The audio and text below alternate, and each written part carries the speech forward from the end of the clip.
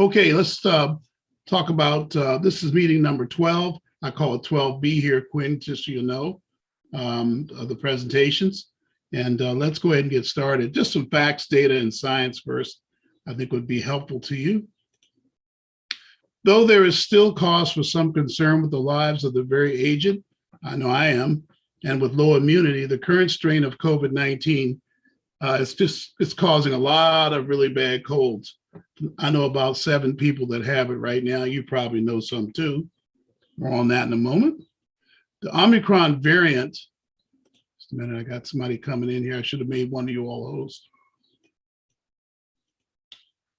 Okay. Okay. The Omicron variant is an upper respiratory illness and therefore spreads more rapidly, right? It's upper respiratory, because the other one was in the lungs. So there will be a lot of cases, and you probably know peeps or who have had or have it, or probably will know some that will have it, I'm pretty sure. So it spreads much faster. But as I said in the first bullet, it's not nearly as viral and as serious as the Delta strain. And most scientists agree, and even Fauci the other day said it seems to be overcoming the other variant. And that's the way viruses work. This one here is stronger. And because viruses want to live, it moves up the respiratory tract. And this is always how it's happened. Everyone in the media is highly concerned with testing right now because it's so many cases, right? Everybody gets concerned. But, you know, even Supreme Court justices seems not to have the right information.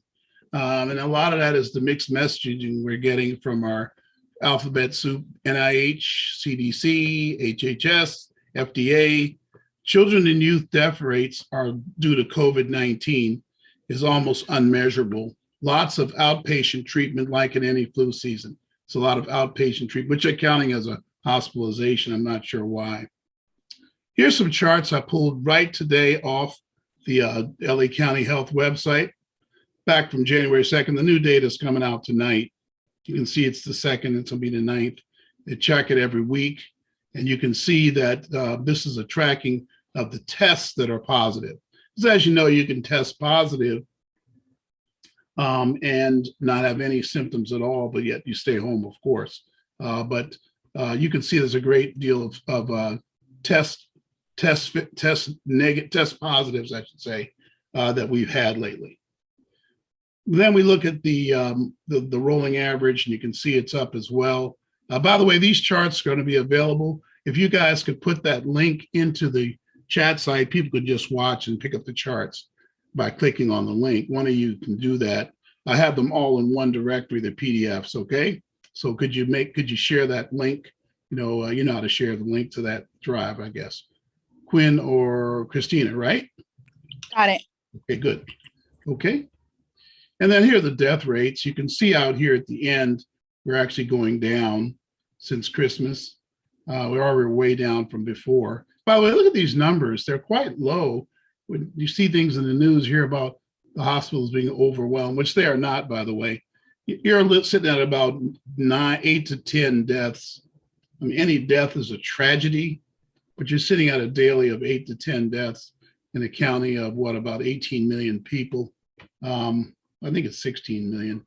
Anyway, any death is tragic, and we know that we need to protect our most weak and most elderly, because that's where we're still seeing those deaths, unfortunately. But it's not nearly where it was during the middle of the pandemic, as you might guess, and certainly not even since back in October, which is what this chart is looking at. And that's even with Omicron and all the cases we're having. So there's a lot of cases. Fortunately, a very extremely low death rate. And that's a good thing, I think. More facts.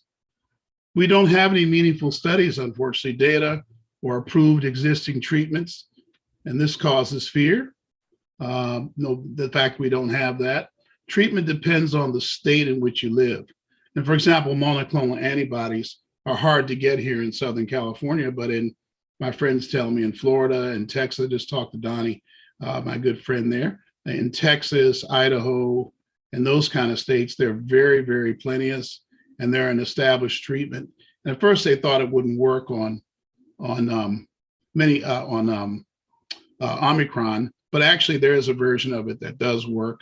And by the way, since it's not as deadly, you only concerned if you need it for a serious case anyway. I put et cetera because I want to keep this video able to be posted. You'll see why. I'll talk about that in a minute. We got to be careful what we say online these days about the virus. Because big tech, which is YouTube, Facebook, and Twitter, do limit the discussion of treatments that work or news about prevention of COVID. So I'm got to be careful. And in fact, they might even not like me saying that. But sometimes you have a doctor that will tell you stuff and will help you. I found one, by the way. You have to know how to protect yourself and your family. It's a personal thing. Each one of us needs to protect ourselves for sure during this time. The Supreme Court probably later this week will strike down the federal mandates for vaccine. I don't think they'll strike down the mask mandate. There's no reason to do that. I don't think anybody's been suing for that, but I may be wrong, by the way. It will not make a difference in California for the most part, no matter what they do. That will still depend on which county you live in, that's all. If you're in Orange County, and I forgot to do that. By the way, the cases in Orange County are lower than LA County, and they don't have mandatory masking, or in some cases, even mandatory vaccines.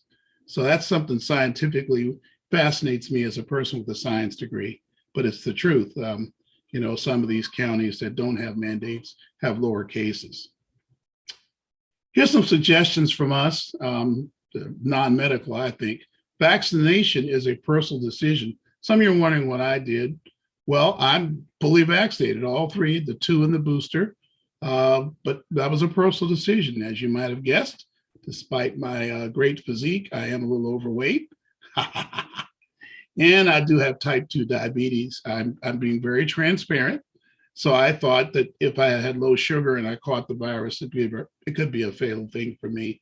So I took the vaccination and boosted. Not sure if I'll do it again, but I did take the 3rd booster and I won't have to worry about it for a few months anyway. And also will allow me to still do, if I visit colleges that require it, there are a couple of colleges that my students go to that do require it. There still seems to be a value in immune deficient persons to take the vaccine and the elderly who can possibly hold off serious illness if infected and sick, okay? Let's see. Here's my suggestion. These won't sound unusual to you, I don't think. Wash your hands, K95, N95 mask in tight inside crowds for sure. You want to wear that. Social distancing where you can, remember that. Stay home if you're sick or feverish. Rest, drink more water. Vitamin C, D3, quercetin. I noticed those videos are up online. Just Google quercetin, D3, and that stuff. You'll see they're up there. YouTube hasn't taken those down because they're careful not to associate it with as a cure. These are preventatives in every flu season that we should have been taking. I'll probably continue to do that even after this. Colleges, you wonder about the effect? Temporary closures in some states. I noticed back east, about 50 colleges are temporarily closed or suspending in person. And you just heard Christina announce that CSU Dominguez, I think it just announced it. When was that, Christina? Oh, she's probably not here. I'm here. Go ahead.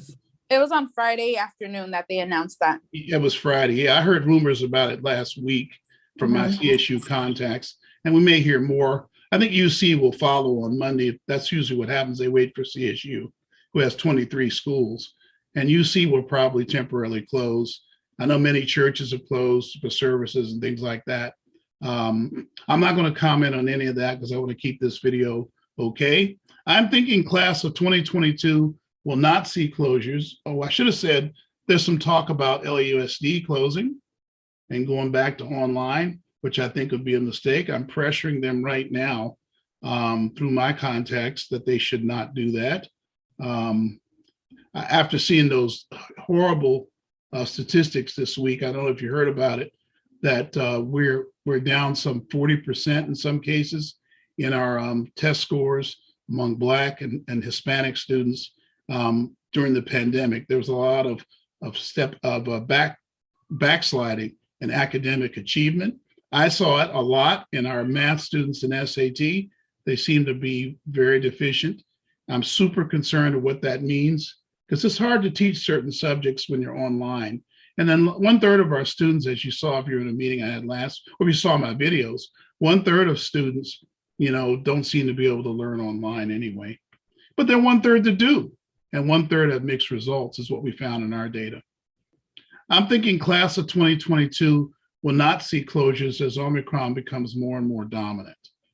That's what I think when you go in the fall to college, that we'll be looking in the back rearview mirror at this virus. Because if Omicron takes over, hey, it's just spreads faster during flu season is what I've learned.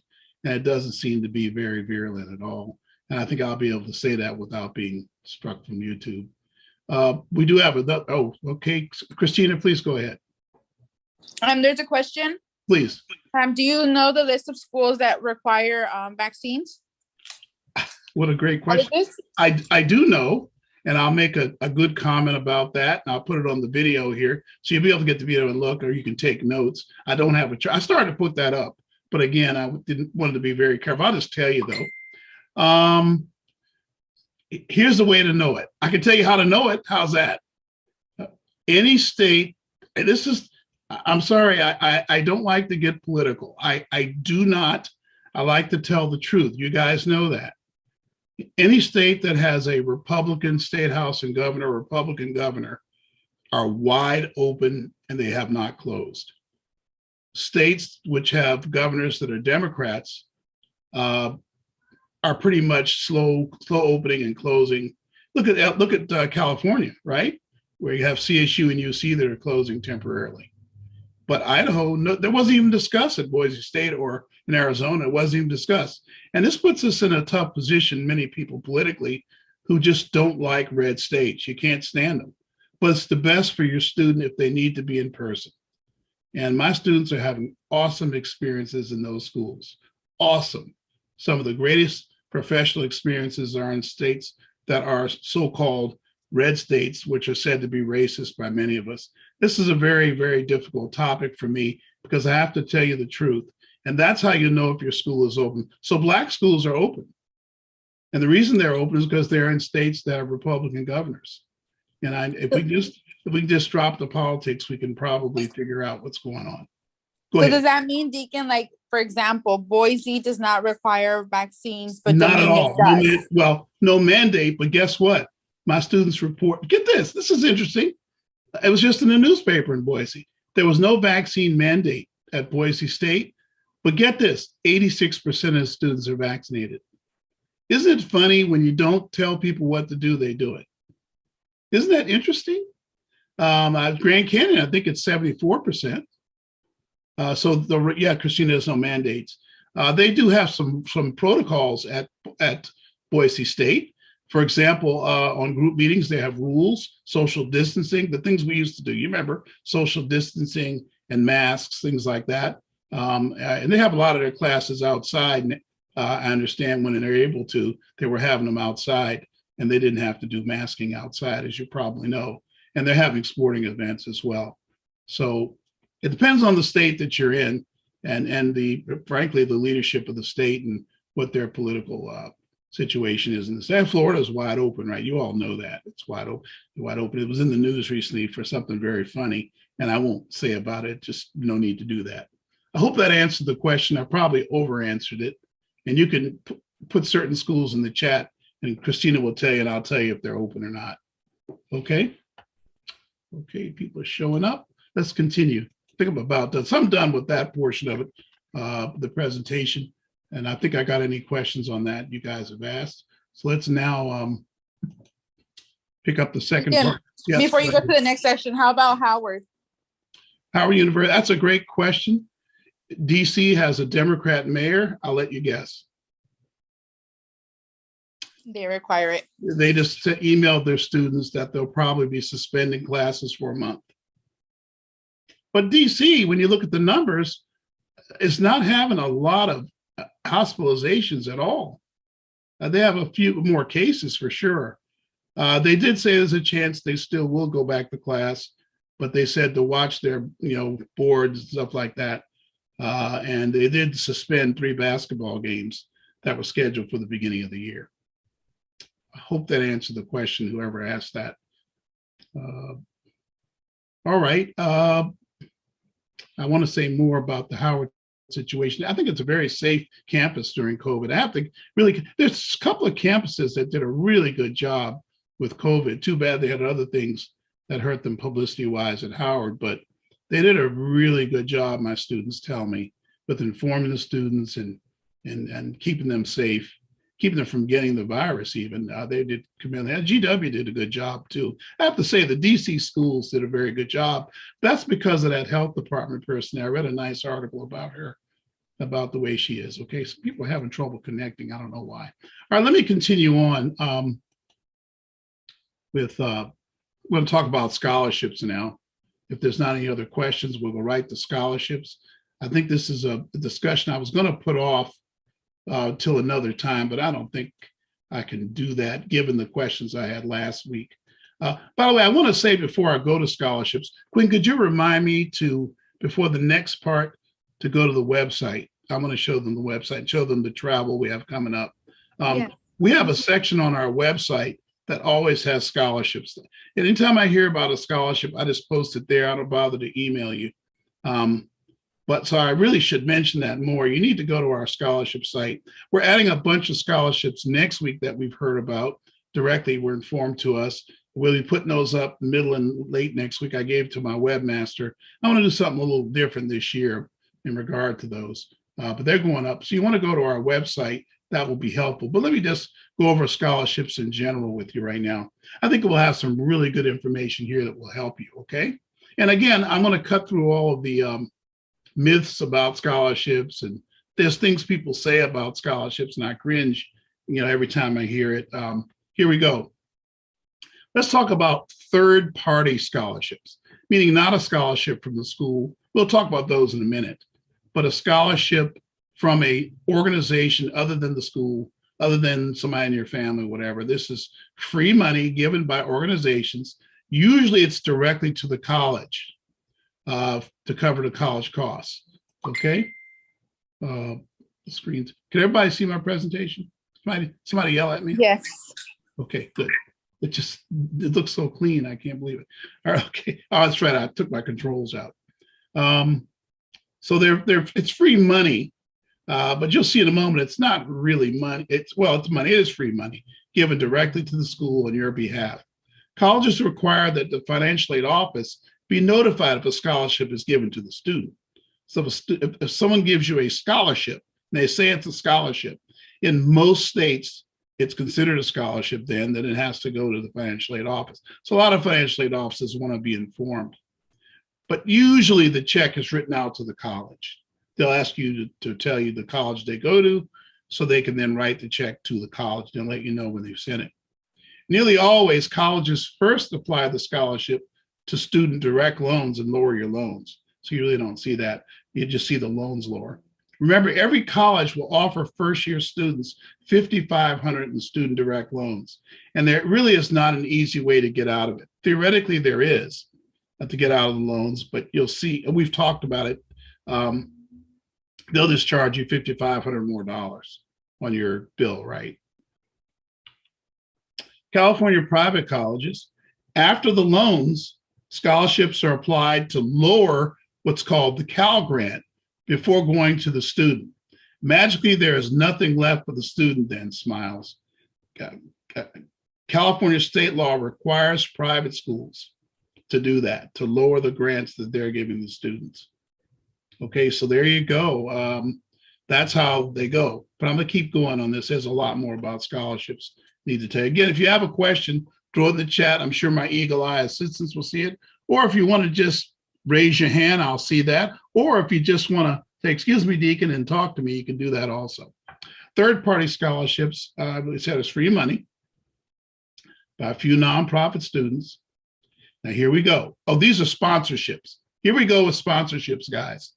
Third-party sponsorships are when there's free money given by a few nonprofit organizations like us directly to the student for indirect costs.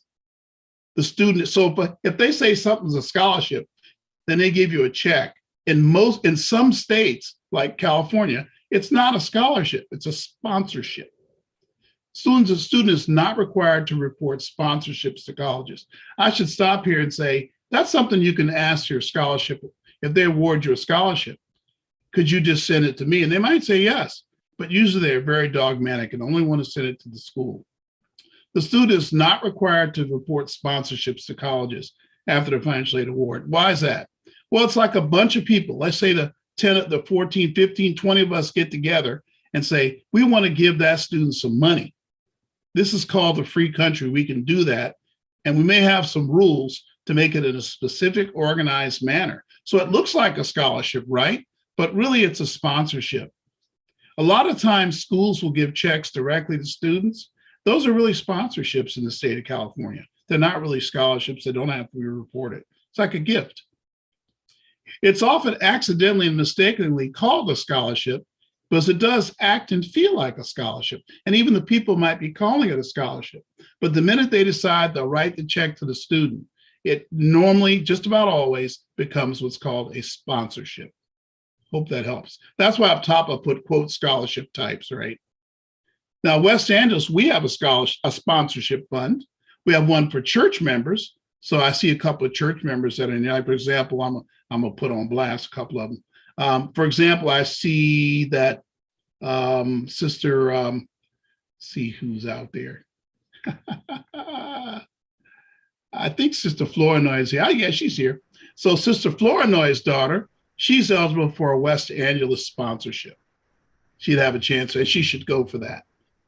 We give a little more money to our own church members. However, we also give scholarships, sponsorships for people who are active in our program and have high GPA. So you want to come to these sessions to be eligible for those. Our regularly attending non-church members can get what's called a Gwen Thomas sponsorship because she specifically gave money in her sponsorship for students that were not members of our church. She also gave money to our members of the church scholarship program as well. Okay, so if you're active in our program, you have a 3.2 or 3, I think it is, or above, you still can get a scholarship from us later in the year, like after we've gone through these training sessions.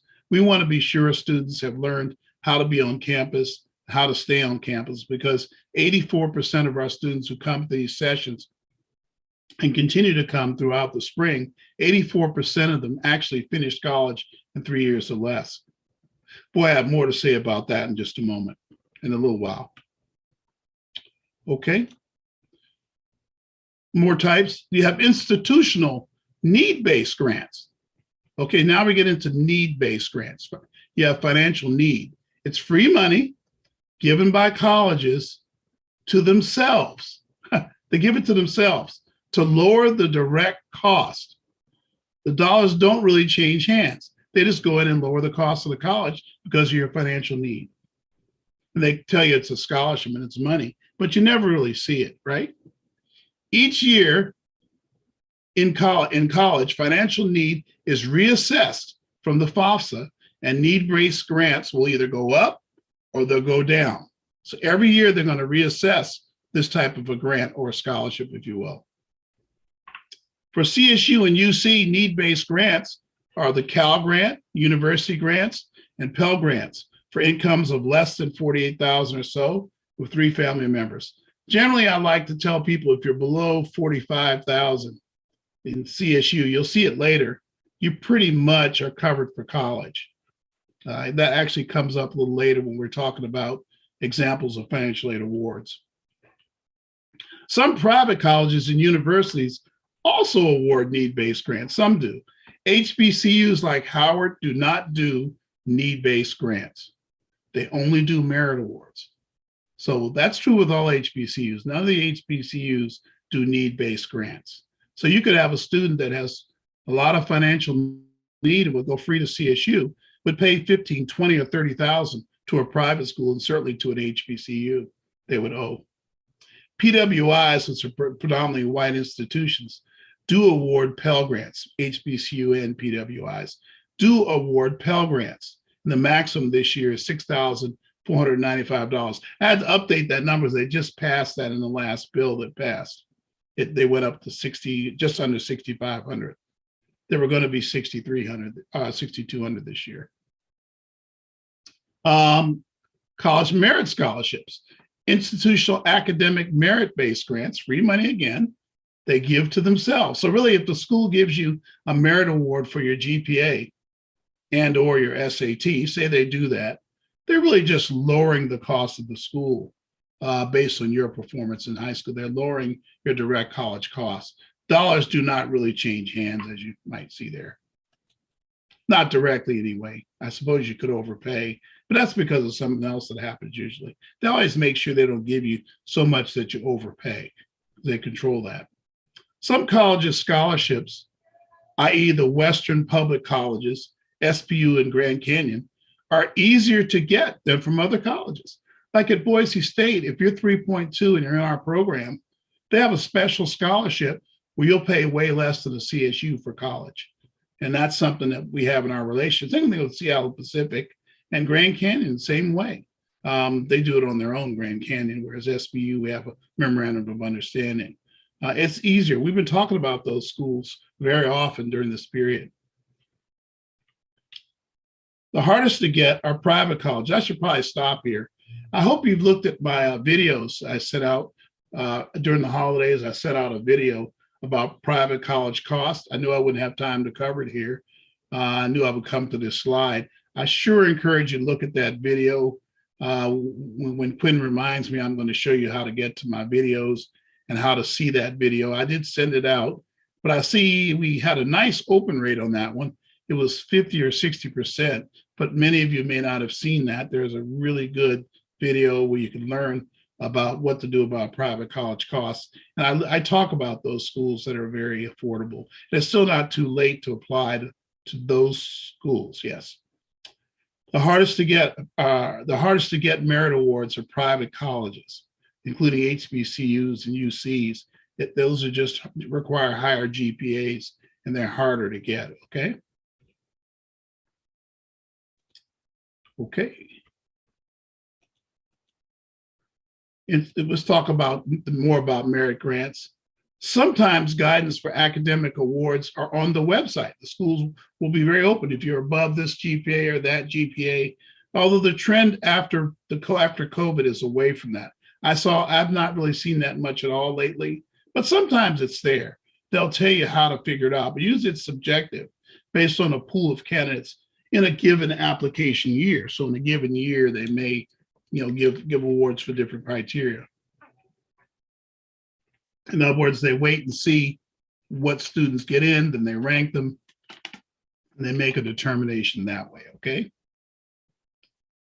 The Western Undergraduate Exchange Scholarships are free money given by certain Western public. Notice I said certain. Arizona State has no motivation to give you a Western Undergraduate Scholarship because they get plenty of Los Angeles students that are willing to take that debt. So Arizona State, Oregon State, I've been telling you guys this, Nevada, Las Vegas, Washington State, schools like that don't really take the Western Undergraduate Scholarship. But schools like Nevada, Reno, Boise State, the Colorado State schools, Montana State, I'm just doing it, New Mexico State, they all take the Western Undergraduate Exchange, and they're very sizable scholarships, because they want to get students from out of state and they're willing to pay for it. But you have to have a decent GPA. You don't have to be super high, but a decent GPA anyway. State schools in the West, which are the most popular, either do not do any scholarships or they're very small, the scholarships they give. And I just named those schools there, okay? And unfortunately, those are the schools a lot of students want to go to. In some cases, very high cumulative, this is very important. Please check this out. In some cases, very high GPAs are required to keep institutional academic merit awards. You actually have to perform in college to keep it. So factor that into your college selection. Like, for example, George Washington University, who I know a lot about, has a very large presidential scholarship. It's about $40,000, and they give away about 300 of those. turns out if you get a 2.5, you can keep it. Whereas Howard has a presidential award, or the equivalent of it. It's called a trustee award, actually, where you can get all your tuition and half your room and board paid, but you have to be a 3.5 to keep it. So they actually factor into that award each year a certain amount of people that lose the award, and that's how they budget it. That award's going to be harder to keep because you can be a good student and get 3.2, 3.3. A lot of you think that's really low because you're 4.0 in college, high school, but it's going to be a little harder in college. You could have a good year and not be 4.0. Okay, it's just more challenging. If college was easier, everybody would do it, right? Everybody would just get A's in it, right? Factor that into your college selection, what it takes to keep the merit awards. That really needs to be factored in. I can't tell you the number of students that have lost their scholarships. For family incomes greater than $60,000, most private colleges are just not affordable unless there's a merit award, which is why I always say students get the school they earn, not the one they always want. There it is right there. Okay. Scholarship facts. Nearly all third-party scholarships cover a portion of indirect college costs. It's extremely rare that outside scholarships cover a substantial portion of direct college costs. It's very rare, okay? It's like a lot of you people feel that, scholarships will cover it. It's going to be, remember I covered that. I think I covered, please look at the video that I sent you. I explained the 1/3 rule in there. You need to look at that video and really understand that before you get your awards, actually. I just didn't have time to cover it today with so much needing to be covered. So you want to look at those videos, the 2 videos, and I'll show you how to get to them later. So it's rare that outside scholarships will cover, all your direct college costs or a substantial part. And to which you'll say, well, I know people that got free rides. Let's see, how do I tell you this? What they're calling a free ride is when all their financial aid adds up to cover the school. And I'm going to show you how you could have a quote free ride, but it's not really a free ride. And whenever I've checked into those cases, that's what I found out. So free rides don't really occur that often. And I can tell you that you could have a school where all the relevant financial aid nearly covers it, or you could have some need-based aid that helps you and you're nearly fully covered. That happens. But even on an athletic scholarship, you still have to take out a direct student loan to cover your travel costs with that school when they're traveling the games, because you can't get a job. And the school won't take it that your parents will take care of it for you. They want to make sure that you have pocket money on those trips. Many who claim they're getting funded by a lot of third-party scholarships are really getting a large merit scholarship from the school and or a lot of need-based funds from the school, and there's nothing wrong with that. Listen to this, people use the term scholarship and financial aid interchangeably, okay? All the time. I got to correct that typo. It's interchangeably all the time. I just heard it last week about 4 or 5 times. I'm going to, hope I get enough scholarships. And really what they mean is financial aid, I think. Due to the above, watch for scams and companies who claim that if you pay them, they can guarantee scholarships for you or financial aid. Don't believe that. That's not true. I'm telling you in here how to get scholarships in just a minute. Please do not pay for scholarships, okay?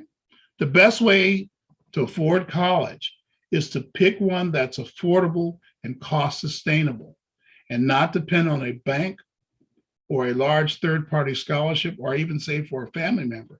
That will not happen. Make sure you pick a school that's affordable from the jump. That's my suggestion. Here's our viewpoint on scholarships. Students should apply for scholarships for sure, but they are a bit overrated given what parents hope and expect they will do many times. Direct costs are the major college costs, which is 80% to 90%. Typical scholarship is $500 to $1,000. The high ones run $1,500 to $2,000. So you can see that they're only covering a small portion of the direct cost, which is 80 to 90% of the cost for college. Conclusion, third-party scholarships are great for indirect costs like travel, technology, personal expenses, books, and nothing wrong with that, to which you'll usually say, hey, at least it's something. I agree. Not so good for direct costs, which are on the bill. tuition, room, and board. That's the heavy lifting that's not really covered by that. The best results come with many applications and a high level of persistence where you can get scholarships.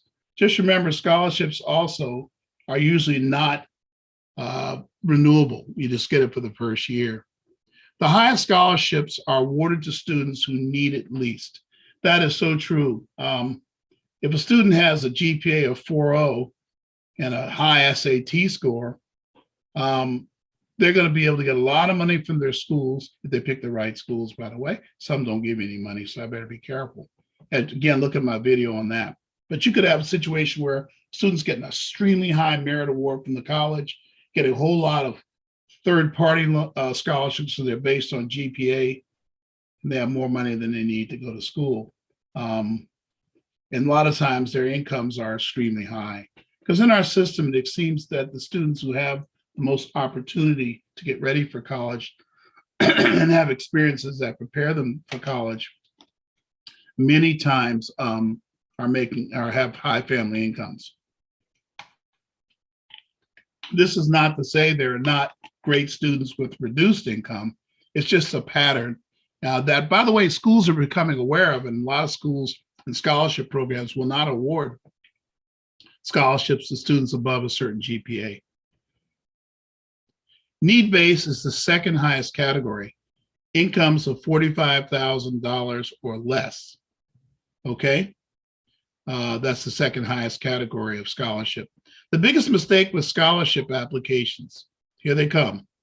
Lots of work, but a tiny bit of money. Yeah, parents, I know this might drive you a little crazy, and I've been there with my daughter going to college.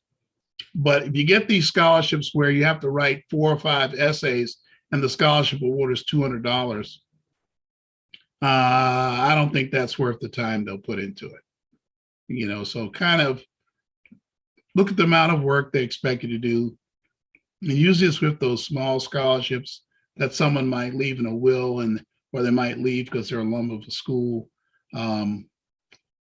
It's better for them just to give it to the school to give away, but a lot of them make it a separate scholarship at their church, or they want to do. This is a good, noble thing they want to do. But I feel like if my wife and I have always felt, and we wanted to do scholarships, we'll do it someday, probably next year. But if you have $200 or $300 scholarships, I'm not going to make you do a lot of writing. I'm just going to maybe ask for some very short answers, and I'm going to look at your record and look at your recommendation. These are the biggest mistakes of scholarship applications. Very general recommendation letters. If you have someone writing a letter that writes to whom it may concern, a lot of you think you just need to get someone like me to write you a to whom it may concern letter. Then you can make about 50 copies and pass them out. Man, when I'm on scholarship committees and I see that, I don't even consider those people. Your scholarship committees need to feel it's a custom written recommendation letter.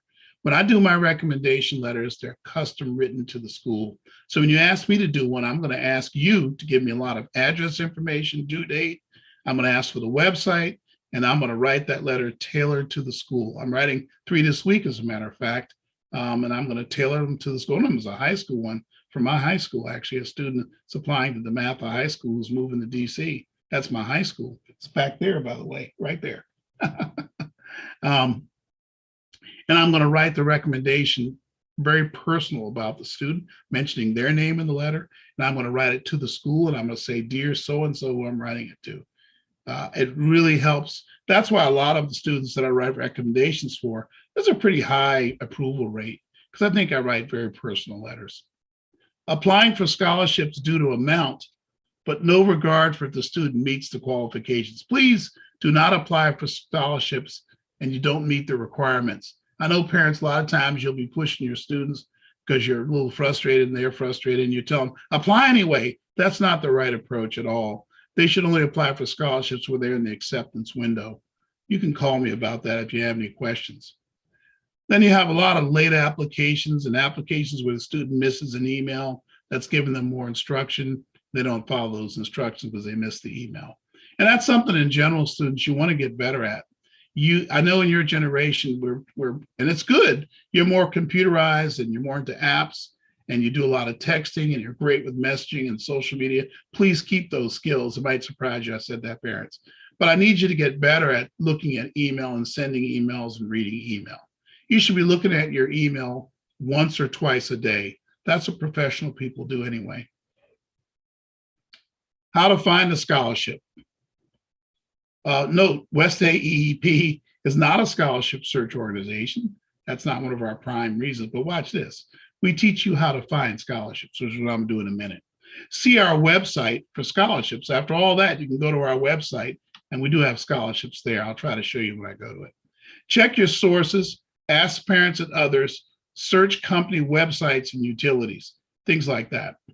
Use a Google. Yep, the list literally changes every time you search on Google.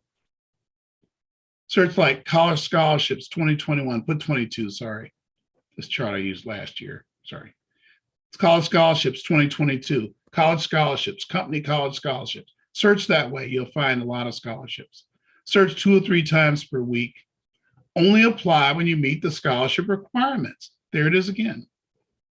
I mean, you're 2.8, don't apply for scholarships that require 3.5. And they always have that provision in there that they're going to just throw it away. They make sure you know they don't have to give you back any of your materials, nor tell you the status or why you didn't get it. Print out and read all forms and directions. Read them carefully. Watch the due dates. Okay. And since we're on, I mentioned athletic scholarships. I'll run through this real quick because I don't know if I have any that this applies to. You're probably not going to be recruited at a large Division I school, or you would already know you're being recruited or you're signed. Lower Division I and Division II NAIA coaches usually make promises that they can't honor or they want you to wait. And that's because they're going to be making offers to a lot of students, but they're interested in a lot. They want the season to fully finish. Athletic awards and promises to play regularly are not done until late spring. So what should you do? Go through your college plans for other schools until you know what's happening with your athletic scholarships and other athletic promises. Yes, I've had students get athletic awards. I had one get a track scholarship, a young lady, and she got her award in late August. So she literally had already deposited at other schools. She quickly reversed and she went to CSU Fullerton. So that could happen late. So don't get hung up in that, waiting, you don't deposit anywhere. That happens a lot. Then you end up in 2-year college. Beware of accepting athletic scholarships from small, remote colleges, especially without visiting. This usually can happen in the summer after you're already set to go somewhere, then some small school comes to you and you haven't visited. Do not feel pressured to go to that school. I titled this view graph, I should have mentioned it, Games Coaches Play, and Will I Get an Athletic Scholarship?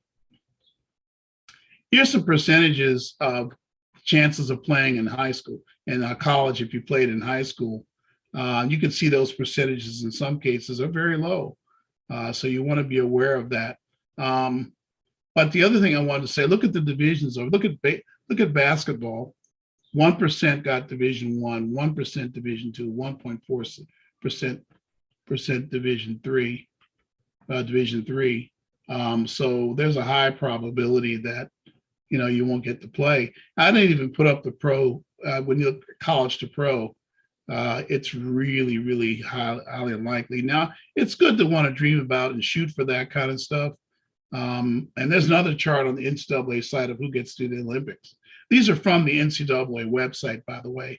They want athletes to have great, to get degrees and build careers. And I think sports builds character, et cetera. So they willingly share these numbers. Here's how we can help you with scholarships. Get recommendations. Okay, if you're a regular attendee of these sessions, and we actually know the student from an SAT class, virtual homework club, or the summer bridge program, otherwise someone who knows you personally is probably better, okay? I need the recommendation request 2 weeks in advance. I need the web address and the forms and the exact person to whom I'm writing the letter. I'll remind you if you come to me, I'll remind you what I need for sure. I cannot do Gates Millennium, or that one's due in a couple of weeks. I cannot do it or another scholarship nomination if your youth does not meet the income and the GPA requirement. I usually get someone coming to me because counselors like to put that out to you. And then you might have super high grades, but they want the income, they want the person to have a Pell Grant. And to get a Pell Grant, you're going to have incomes of below 40,000 or 45,000. If your family is making 100,000, 90,000, something above that, you're not eligible for Gates Millennium, and I'm sorry, I can't nominate you. And if it was easier, I mean, I have to write a book. I got to write an essay about you for 800 words. So I really don't want to write that essay unless there's a really good chance. And I need the Gates Millennium, the ones like this, 4 weeks, and when I have to nominate you, I need it 4 weeks in advance. Other than that, I think 2 weeks is fine. And I do a lot of last minute ones, but try to rescue me from that. That would be great if you can rescue me from doing last minute recommendations. I'd love to write them for you. Let's see. Here's some scholarships our students got last year. Notice there are a lot of them are sororities and fraternities. I didn't put those up. I should have done that. Delta Sigma Theta, Inglewood, Los Angeles. Those have a lot of value. They love West Angeles program, and I think I can really help you with the recommendation for those. They have websites if you want to look them up. They always like me to tell them who from our program applied. So if you do apply, whether I write the recommendation a lot, and you should let me write it, I need to know about that. AK of Inglewood, I have a close relationship with them. I just spoke for them about a year ago on their site, on Zoom, spoke to some of their students. American Chemical Society was one last year. KFCs are really what, that one's due, I think, in 2 weeks. Department of Water and Power, SCE. These are some of the students who got scholarships our students got scholarships from last year. All right, any questions on scholarships before I pull up the next presentation? And I think I want to look at the website, right, Quinn? I think that's something I'm going to want to do here. Yeah, I already have some of the sites pulled up if you want to share it with me or like share screen. Oh, yeah. Hold, let me let you do that. Could you do that that'd be a great break for me. I can sip some water while you pull it up and I can talk between the sips. Let me allow you to do that, Quinn. Hold on. Okay, do you want me to pull up the scholarship site first or which Yes, one? Yes, look at scholarships. You can look through that out. Okay.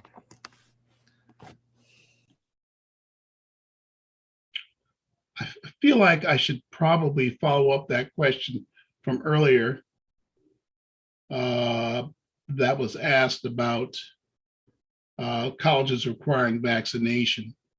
Just about all colleges are going to require vaccination in certain states. I think Howard may require it still. So then the question is, can you waive it? And that answer varies. That's a big area I better be careful with. So there are mandates. But those of you in that position should hope that the Supreme Court rules next week the other way, since schools might relax that because they might feel that, remember, they're kind of dependent on getting federal funds. That's what they're worried about. All right, here you go. There's our scholar. How did you get to that, Quinn? How did you get to that page? Why don't you show them how you click to it? Go back. There you go. So you go to college process, scholarships. That's you to click there.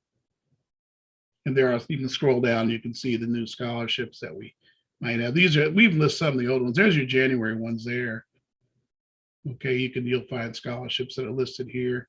Just go in there and look at those anytime you want. We've even, what we've done lately is we got a contract with scholarships.com. So our list actually looks different than the one online a lot. We actually are members of their organization. This is a good place to get started anyway, okay, with your scholarships. And you can avoid, at least start with this site. And remember Google, you can also Google. Now let's look at the events, please. You can always find out what we're doing if you go under events, scroll. We just had junior SAT prep the other day. Here's the meeting we're in now. And there's an alumni meeting this Wednesday still. That's for alumni students. Yeah, it's junior SAT. And there's college tours in here is what I want to show you. There's University of, slow down. That's February 11th. We had originally January 21st. We'll be going to visit the University of San Diego for students that have applied to University of San Diego. In that case, I will allow you to go with us. I usually like to wait and see if you're admitted, but that trip's a little early. So we're going to take students who've applied to the University of San Diego, who the two people that need to know aren't in this meeting. So I'm going to have to email about trips this week, Quinn, okay? Sonoma State, right now, Sonoma State is, as of Friday, was still open for tours. So we're going to go up there. It's a one-day trip. We're up one day, back the same day. We'll visit Sonoma State University. It's north of Oakland in the Bay Area. Could you click the event? I think we have a little more information about these events too, I think. Scroll down. Yeah, we talk about the cost. It's $180 round trip payable by February 20th. Let's see. By the way, it will go up. Is that right? February 20th? When's the tour? Yeah, we have to check that date. I think it's earlier. We need to have payment. Okay, I'll change it. Yeah, we'll correct. But the point is, go here and look. And we talk about cash for the shuttle and cash due the day of the trip. And join this tour, more information, et cetera, et cetera. So please go to the site, go back when you can see all the, let's look at all of them. Okay, just back one. There you go. Now scroll down to get, oh, I'm sorry, go back to events. So we have Boise State on March 6th. Again, you don't have to click view the event. They can click it for details. Oops, that's me in that picture. Don't get scared. Okay, there's the blue football field of Boise State. And if you want to go on that trip, you can, there's the information there. It's due February 15th. This one looks good. For this trip that's March 6th and 7th. It's $300 if you pay by the 20th of December. Could you? We're going to change that and make it a different date in January. That's before when we looked at that. And we'll get all these dates corrected for you, okay? But it's a round trip ticket. You'll stay in a nice hotel right across from Boise State. GW and Howard are going to be April 9th. By that time, you should know if you're in GW or Howard. If you have to have been admitted to one of those schools to go on that trip, on the trip to DC, and there's the information about it. We want the airfare about $400. We'll refund it if you don't get into school. Remember that. We'll talk more about that. Of course, you wouldn't have to pay the lodging fee. That's due the day of the trip. Okay, so only people who are going to be admitted, we're going to take on that trip. We're not taking any juniors this year, only seniors. Okay. All right, in case you don't know, just little things about air travel. If they're 18 or above, they need to have a state ID. If not, they can use a high school. They can use a high school. They can use a high school ID. I'm sorry about that. They can use a high school ID for sure. Okay. All right. So that's about our travel. Now I'm gonna go ahead and start the next part. Anything else, Quinn? Oh, that's Christina. Do you hear me? Or are you somewhere else? Christina? All right, she might be over there. Okay, we'll talk about the trade tech classes in rhythm with the next part of the presentation. I think I'm on schedule to fit. I can finish this thing pretty quick. This is the last part now. Deacon Wilson. Go right ahead, whoever that is. Hi, how are you? Quick question. Is this the famous Sister Relaford? Yes or no? Hi. Yes. You want to answer my question, huh? Well, quick question about the Delta and the AKA scholarships. Are those only for females? I don't remember. That's actually an excellent question. And I actually don't remember. There's something quirky about that. I tell you what, I will post those when they become available and you can look at it. But if you email me and remind me, I'll tell you. Remember, you email okay. me, I'll have that email taped to my computer or somewhere, so I'll remember to do that, okay? So just remind me by email and I'll look into it. That's actually a very good question, because I know that Delta does do that on some of their chapters. Okay. Okay. And the reason that happens is because they get some of their donors are males, right? I know I donated to Delta before, for example. Okay, Christina. I'm here. You were calling me. I was on Zoom. I mean, oh, YouTube. Sorry. Yeah. I was calling you because of trade tech, but wait till I get to it in the presentation. Okay. It's going to come up. You'll see I'm a flow with this presentation here. Okay. All right. You're over there. I don't know if anybody's watching over there. All right. It said 4 people, so I'm not too sure. So there you go. And eventually we're going to have all our presentations that way. We'll say more about that some other time. We're also going to talk to you about Rumble real soon. We're moving to Rumble for our stuff too, as well as another video site for us. Okay, here's the opening announcements is where it's going to come up, Christina, I think. Reduced costs or free registration for our virtual homework club. So if any of my seniors are having academic issues in your math class, science class, or any of your classes, we'll be glad to accommodate a couple of weeks of free tutoring for you as a student. We have some students that are charter members of our homework club, but we want to introduce it to you as a possibility. So for a couple of weeks, we'll let them have it for free, just to get them out of a jam. We don't want to see our seniors falling behind in classes at this point. We also have 2 great college videos we just dropped. Please go to our website. Don't have to show it, Quinn. Get the banner along the top, click to the right, and you'll see my face will come up. Click on it and go to our video page. We have some great videos on. We did 2 great videos this past week. Please, if you have trouble finding them, just email Quinn and she'll send you a link to the videos that you missed. If you don't feel like looking, just email her. She'll send you the link if you can't find the email I sent out, okay? And finally, the trade tech classes begin the 4th week of February. Now listen, I'm going to give you a good reason in a minute to do this. As a prospective college student, it's important for seniors to get college credit for college.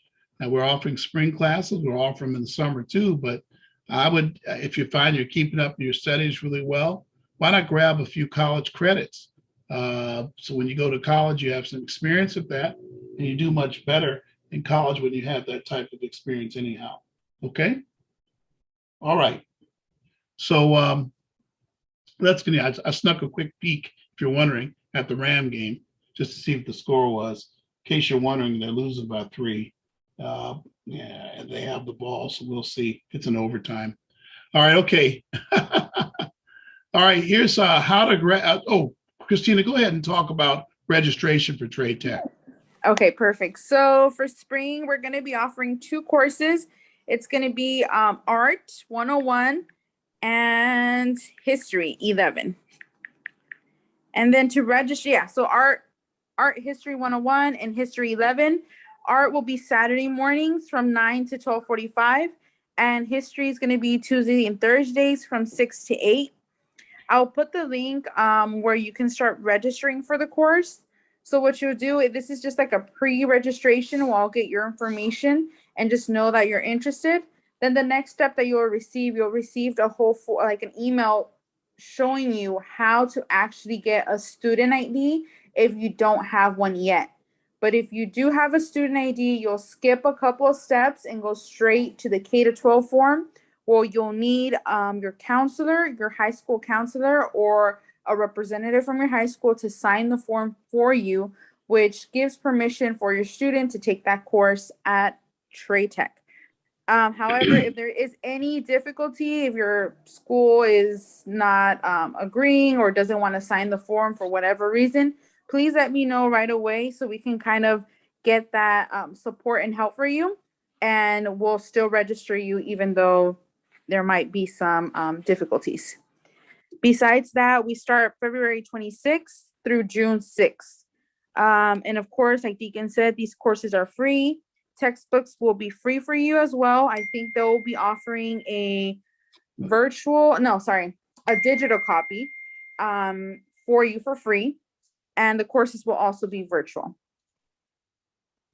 Deacon, do you want to add anything else? I think that's it. I'm going to show you the academic value in the next view graph. That's why I thought of having Christina do this. So let's go to that next view graph. Thank you, Christina. Let's go to the next view graph. Did I fail to mention Christina and Quinn are here? I guess you already know. I've been talking to them. Quinn's a graduate of CSU Long Beach, communications major, and Christina, as you know, is getting ready to graduate from Dominguez Hills, which is why we were having that discussion when you came in about whether classes were in person or not. So here's how to graduate in 4 years or less. And you can see a big part of it is going to be getting credits in the summer. So here's this summer and spring here. I'm saying you get 6 credits here, then during the school year, 15 credits per semester, 6 credits in the summer of next year. These are all general ed classes typically. By the time you get to your 4th year, look at that. You only need 9 credits, or if you make one of these lower, you can have more here. You're going to finish school in 4 years or less primarily because you're getting credits in the summer. It's very important. And I think more and more students, we have a bunch of them now. I don't see, I think Sister Moore's hanging around somewhere in here. I don't know. Sister, she may be here. There's a lot of students in my program this year and coming up next year. They already have 12 and 15 credits toward college, and that's a substantial amount. All right. I believe Sister Dopplemore has a question. Sister Dopplemore, go ahead. Hi, this is Jillian. Oh, this is Jillian. Oh, little bait and switch there, a little curveball. Yes. I know it has my mom's name, but yeah, I know. I'm the proxy today. But Right. I was asking because I was looking at the Biola has a program, and it's like one of the 3+2 programs. Yes. So I was gonna ask, and I don't know, I might have figured it out, but is that changed or affected if it's like a like one of those programs? No. I think it'll be helpful. You might finish that sooner, right? You might. I hadn't thought about that actually. It might make that a little shorter. Okay, Sure. cool. Absolutely. It will be helpful. Biola will invite you to take credits away from school. So no, it lowers your cost. Okay, cool. Yeah, Thank you. Christian schools always, they'll be telling you to get credits away from there because they don't want you to have cost issues. And, Right. and other private schools will do it too. There's only 2 private schools that kind of discourage it because they won't accept their credits. Morehouse and Spelman tend to not want to accept credits. Keep that in mind with those 2. But other than that, every other school will. Some schools won't count the grade toward the GPA, but they'll take the credits. Okay. Thank you. And I think you might find that somewhat with Biola. I'm not sure. All right.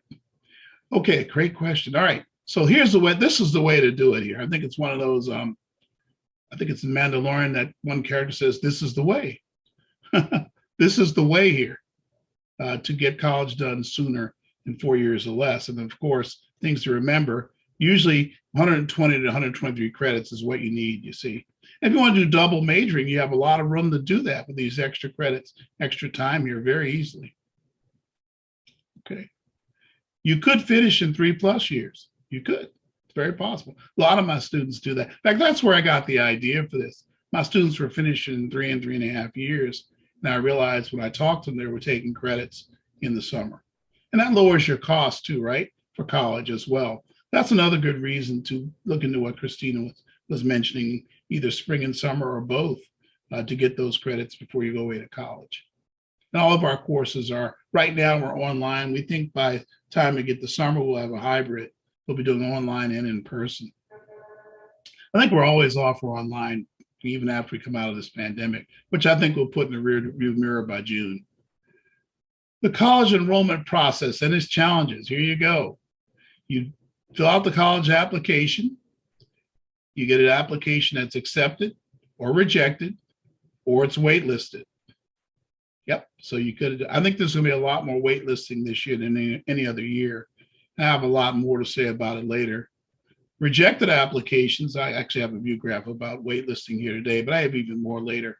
Rejected applications, well, you should move on to other schools. So I think in the Bible it says shake the dust off your feet or whatever. Don't take it personal.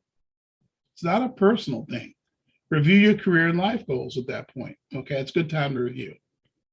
Appeal if there is something wrong in the admission process, data or process. If something's wrong. I mean, it has to be wrong. Not just that, oh, they didn't let you in and you really want to go. That's not a reason to appeal. Other reasons are usually not approved. I shouldn't have put usually. Other reasons just aren't approved. It just has to be something wrong, right? Nevertheless, I'll cover certain situations where they might look at it again. Here are examples of a wrong application. If I say something wrong, right?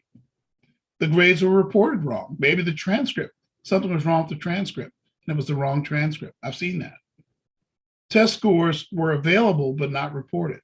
But when it was reported wrong, it could have been your self-report when you did your application was wrong. We like to think all of ours are right because we do a lot of applications with CSU. Test scores were available, but not reported. Serious error on the transcript is now corrected. So you have a corrected transcript, and there you go. The wrong student was reviewed, right? I've seen twins and triplets where what they thought one student was the other student, right? And the wrong student was reviewed. Requirements changed during the review, okay? So the school changed their admissions requirements and you didn't know it when you applied.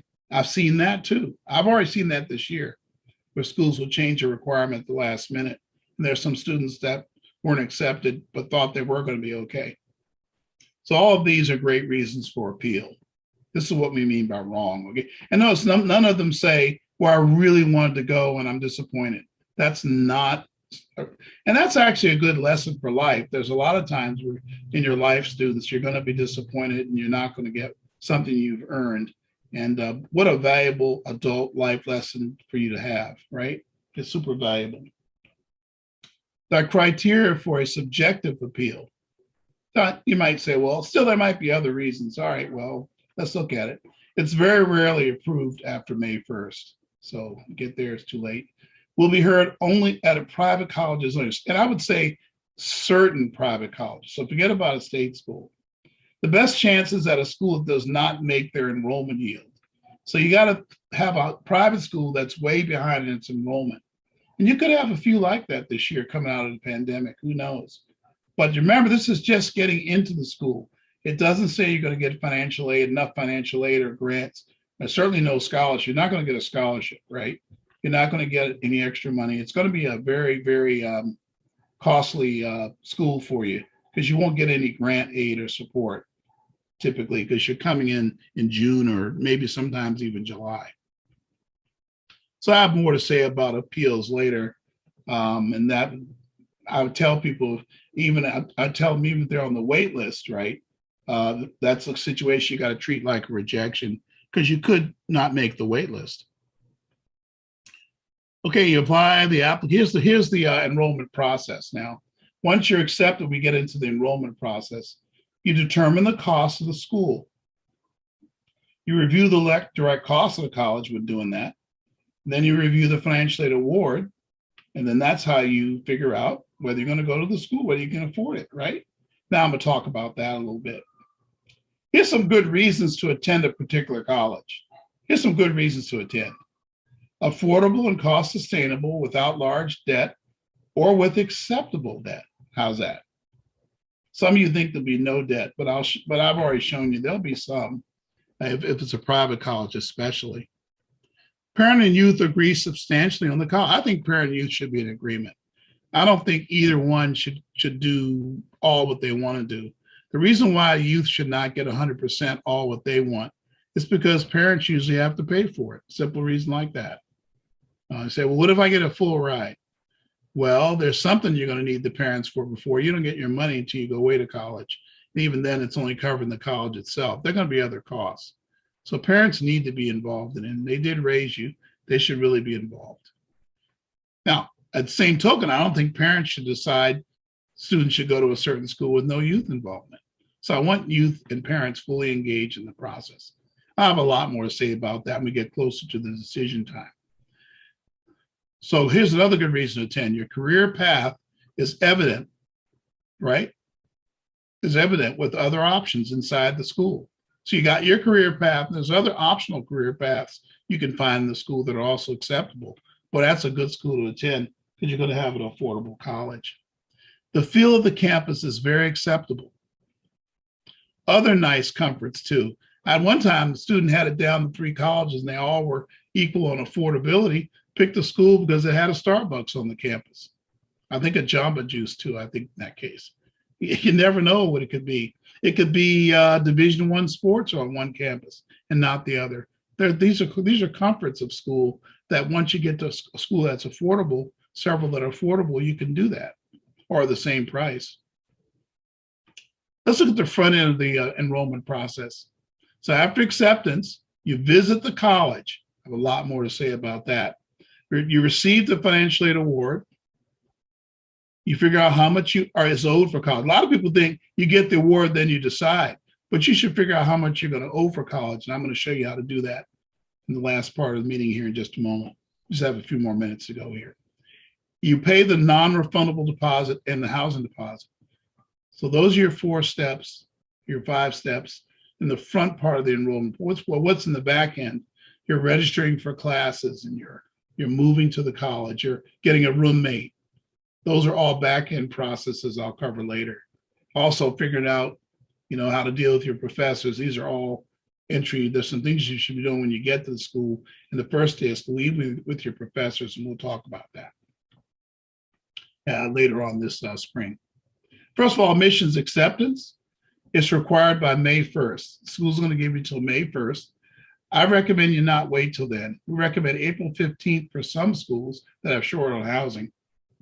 By April 25th, you should know where you're attending, because you should have visited by then.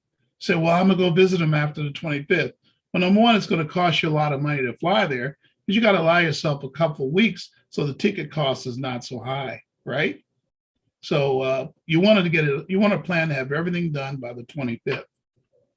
For many schools, it's required in order to get housing information. You have to accept going to the school before you get any housing information. A lot of schools will let you deposit, but won't give you any information. Some schools won't even let you apply till you accept. For nearly all schools, a deposit is also required by May 1st, an admission deposit, with no exceptions. It's going to be a non-refundable deposit and range from nothing up to $900. Some of these Eastern private schools are $900. Some schools like Sonoma State, however, require the housing deposit at the same time that you deposit to get into college, and makes your total deposit $850. Well, it ends up being less than a lot of schools because that deposit also includes the orientation for the parents. They're all included in that. Whereas if you pay them in pieces, it could be well over $1,000. None of these deposits is covered by financial aid. You don't get your financial aid until you start school. Other early enrollment requirements: new student orientation, parent orientation. Yes, there's actually a cost. Factor that in with travel to college. These are not covered by financial aid. None of that stuff is covered by your financial aid. Okay, please remember that. So that's admission acceptance. Again, if you have any questions, please let me know. Let's talk about visiting college. You visit colleges that you will not attend, right? But do not attend a college you will not visit, subject to the COVID restrictions in your state. I sure hope they don't shut the CSUs down. As I found out this Christmas, a lot of my students are coming back home, and they're staying home because they never visited their college, and they didn't feel connected to the campus. And I'm dealing with that with 4 different students. That's a record number this year. And by the way, 3 of the 4 never attended my spring sessions. I hope you attend those. But you need to plan to visit colleges. And this is where, when you have an extremely long college list, I don't know what you're going to do if you get in all of them. You can't visit them all. So we have to sit down and talk about a process. We determine what you will visit, because you're not going to attend a school you don't visit. I don't think you will. And if you do that, it's not very wise. This is why I've always tried to sort of limit the college list. Visit colleges when they are open and have students and staff present. Don't plan to do drive-bys. Okay, I'll just drive by on the weekend. When you do that, you'll think the school is boring. And you should, because nobody's there. Plan to be, don't go on a holiday. No, we'll just get in the car and go by it. No. Plan to be there and have a regular tour of the campus. And because I've had a lot of students decide on the school, I just didn't like the area around the campus. All right, well, okay, but what about the campus? Another way around too. I've had students go onto the campus and say, nobody was there, but nobody was interested in seeing me. I want you to go there when staff is present and students are present. There is a need, if possible, for early narrowing down of choices, since most students apply for many more colleges they can visit. Sometimes you might, go ahead and narrow it down in some kind of way, so make your visit season a little easier. I can talk to you about that when you get to that point. In other words, you don't want to be visiting a college. There's our college visits. You remember we showed you under events on our website. You don't want to be in a situation where you're deciding to travel to schools just to see them, and they're already, they're too expensive. Like say you get the financial aid award in March, you can see you're not going to attend the school. I know I haven't covered costs yet. why even visit if you're not, it's not going to be a school you can afford. There's no need to even visit the school. I like visits at this point after the financial aid award, or if you know you're going to get in and you talk to someone like me, then you could assess the chances of what the school, assess the amount the school will cost, and it's acceptable. Receive the financial aid award. I think you need to have a financial aid award before you go to a school.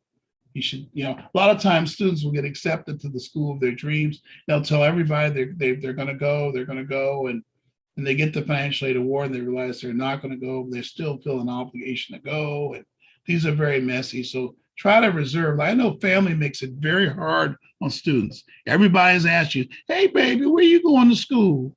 You have to just, learn not to, worry yourself with that answer.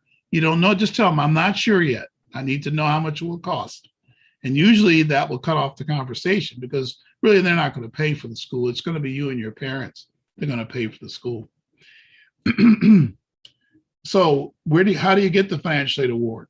It's received via email or through a portal after acceptance to the university. When you're accepted to the university, they usually give the financial aid award right after. Some schools, it's on the same day. Like UC, you get accepted on a Monday. On Tuesday, they're telling you your award.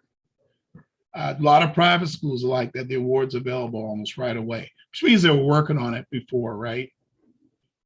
Sometimes there can be many, many days, many weeks before you know. Boy, that happens. That's very aggravating, because sometimes you never get the financial aid award before May 1st. And those are schools you're not going to attend, because until you know how much a school costs, how can you make a decision to attend the school? For CSU, it's in the Student Center on the portal. You should know what a portal is by now. You should be on your portals and setting up your portals. If you're having trouble setting them up with your emails, please contact Christina Martinez right away and let her know you're having trouble and you want help setting up your portals. Please don't let it go too long, because right now they're telling you things in those portals. And if you don't answer it, you're not going to have access to that school. You might say, "Well, it's a CSU. I don't want to go anyway." Well, wait a minute. It may be the most cost-effective choice for you. How do you know? So it's kind of hard. Then you pivot to go in March or April, and you find out you didn't turn in something, and now you don't have that option. And then you end up going to two-year college. That's a lot of times how it happens. Usually you will have to accept the financial aid award also, right? That's done online too in the portals. You get a financial award, you have to actually go online and accept it. And I tell people to accept all their financial aid, even if they want more. Top reasons for the delay of the award. School is not on the FAFSA, so make sure you review your student aid report. I'll be doing a video on how to find your student aid report next week. A lot of you already know, or just ask me. If I filed your FAFSA, just ask me. I'll send you a copy of the student aid report. Some of you have done that already. The FAFSA verification is not complete. So if the school asks for some information they never got, of course, they're not going to award. In some cases, they won't do the financial aid award. In other cases, they will.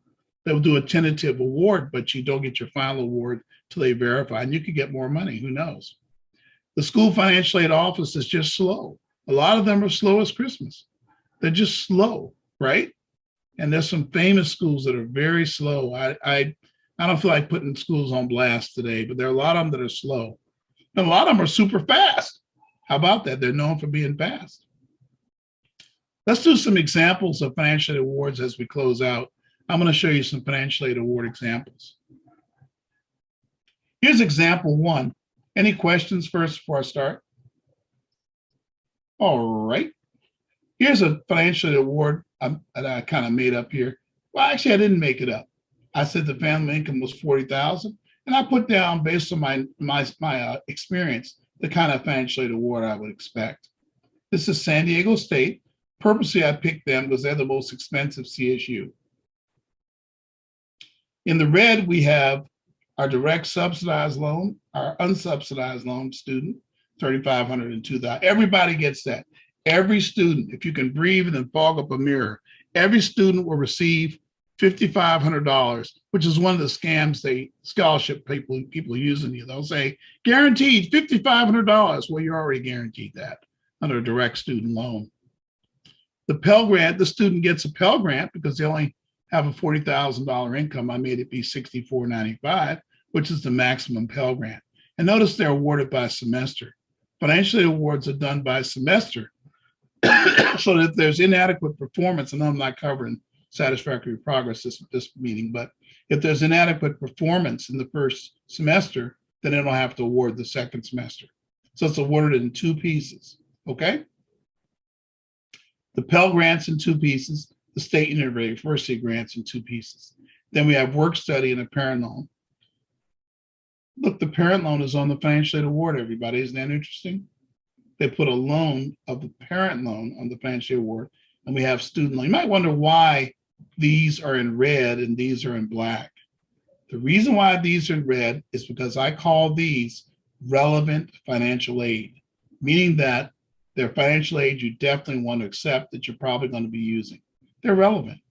The work study you'll probably accept, but it doesn't go to your direct costs of the school like these do.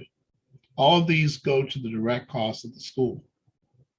These are optional, right? They could go to the direct cost of the school, the $7,000 a year, but it's optional. It's not considered something that's relevant until you decide to get it. So down here, this total I have is the relevant financial aid. It's adding up all these here. Okay, let's see how far that $24,795 goes to paying off San Diego State for a family who makes $40,000. Okay, here's some information from the school's website.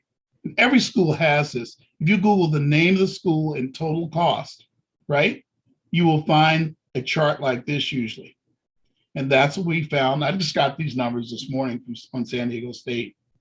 The tuition and fees come out to $8,300. By the way, the actual tuition is only $5,800.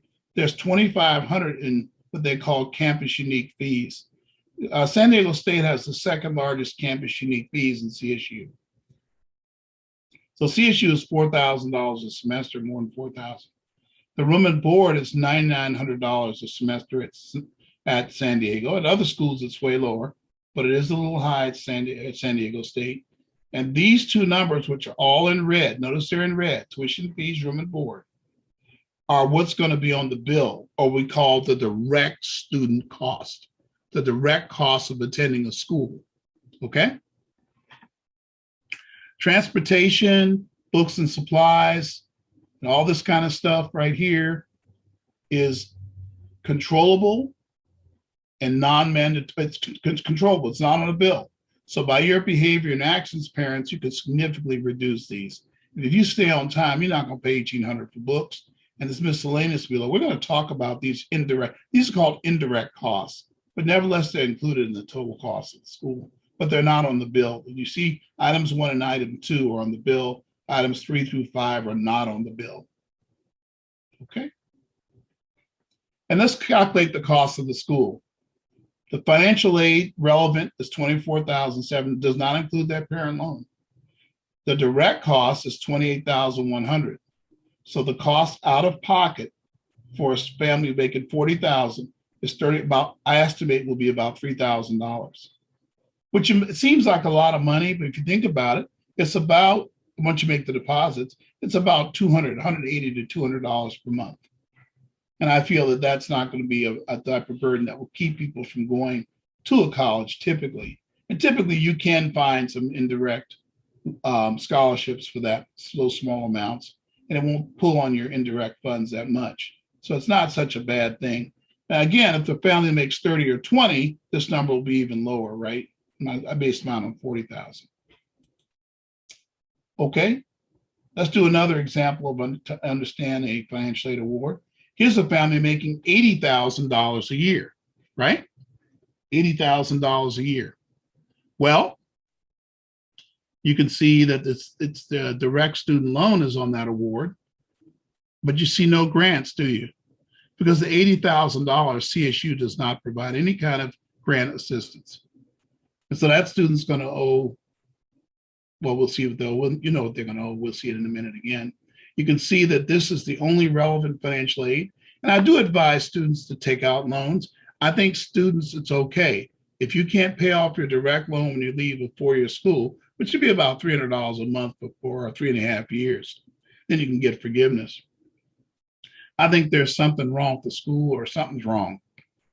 I think students should pay something for college. Students who have skin in the game seem to do better.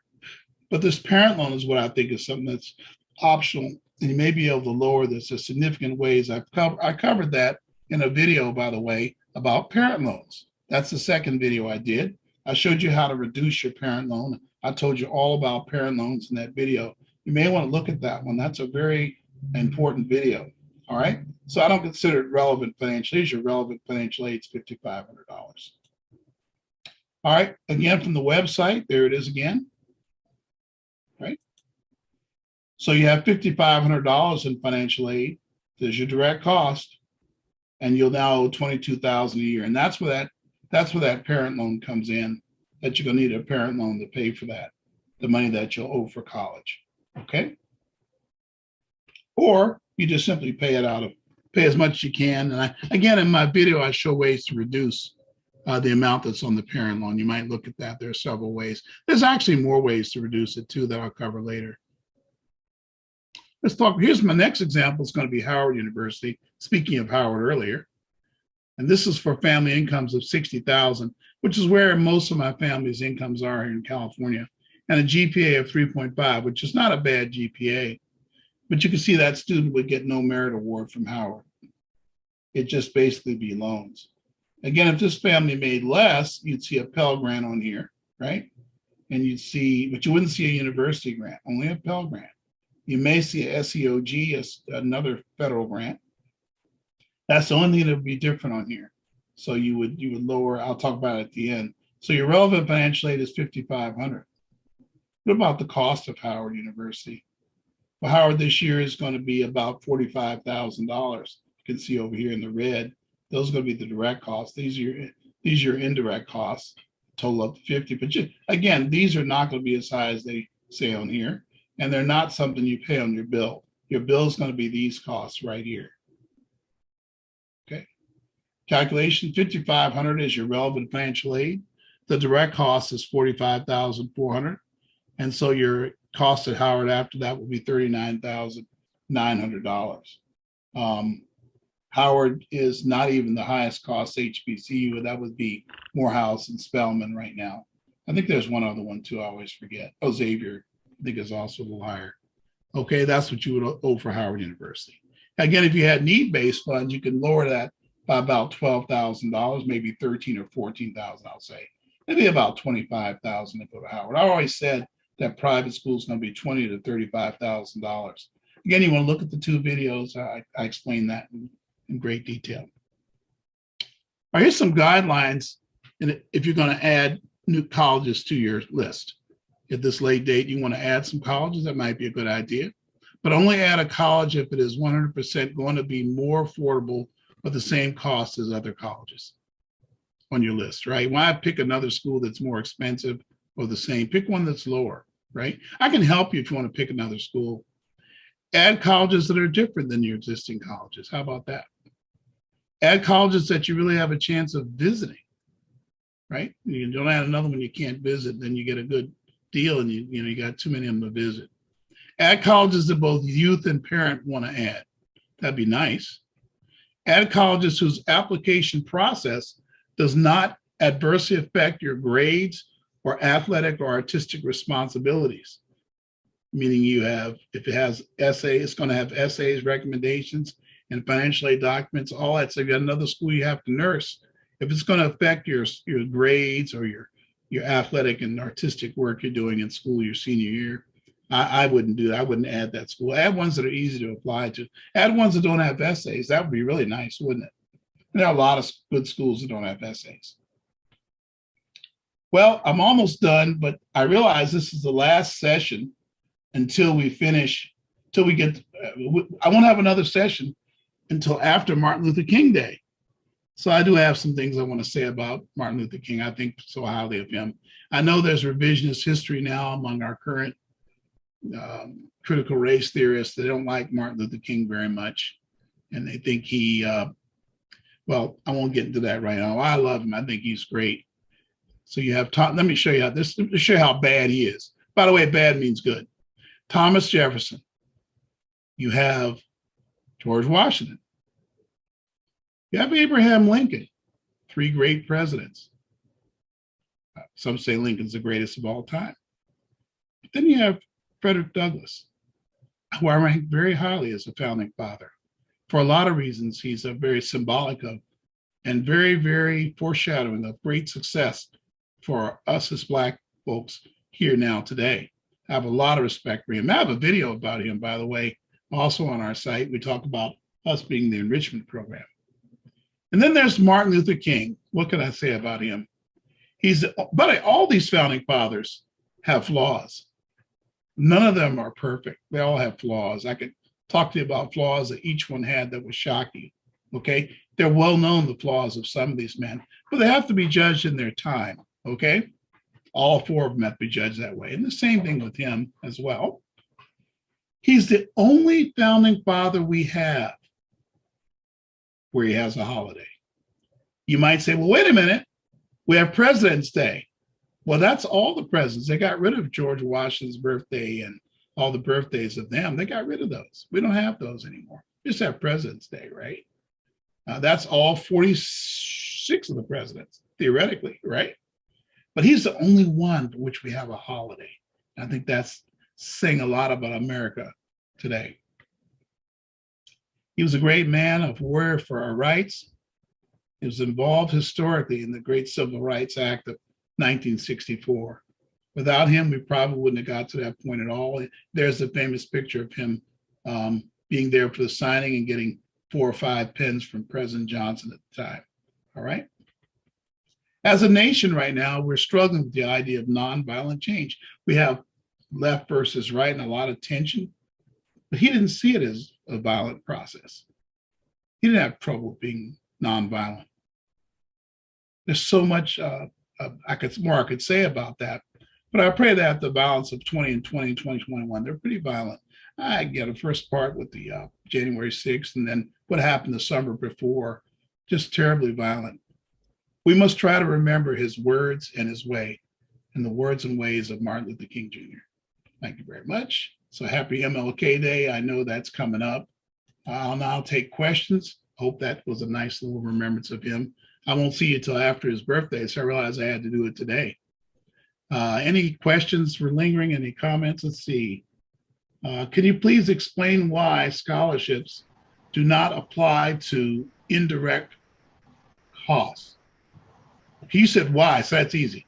So colleges give scholarships themselves, but they're not really giving money. They just reduce the cost of their schools by that amount. That takes care of them, okay? Now let's talk about third parties.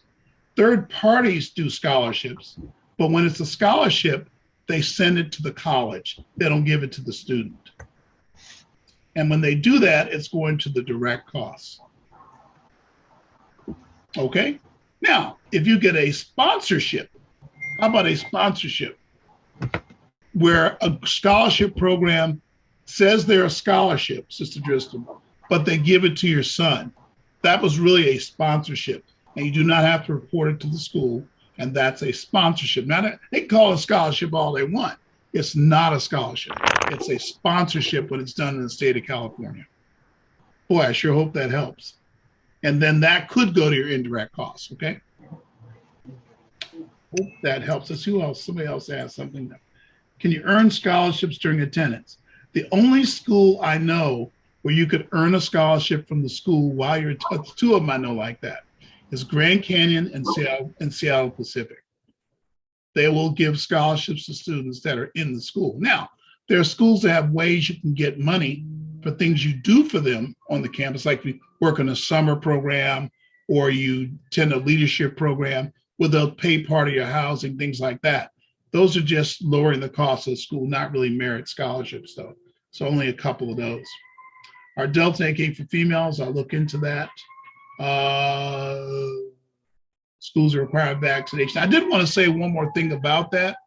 You don't have to tell me here, but if there's some of you here that have determined that you're not going to do this vaccination and you don't want your children doing the vaccination, please contact me. I figured out a path you can get on where probably by the time they go, sorry about that, by the time they go, it won't be mandated and they can still get some great credits before they go to school just get a hold of me. I'm not going to judge anybody. I've gone through different phases on this, but I'm right now, as a man of God, I have trouble condemning anyone for making a personal decision about that. Though you saw, I said I got vaccinated, so it was a personal decision for me, but I won't judge you either way. If you want to come to me and talk to me about that, I'll be glad to, talk to you more about that. I'm very concerned about that, by the way, because I know the mandates are really real right now. Like I say, next week we could be a difference when the Supreme Court rules colleges may back off, right, and recognize natural. I mean, the NCAA just said yesterday they're going to recognize natural immunity. If you've had the virus before, you don't have to vaccinate. The NCAA has already said that in preparation for their tournament. So I think you're going to start seeing that. I think that's good science, by the way. Every other virus we've had, there's been some natural immunity. You can still get it again, right? The question is, do you have some antibodies in you?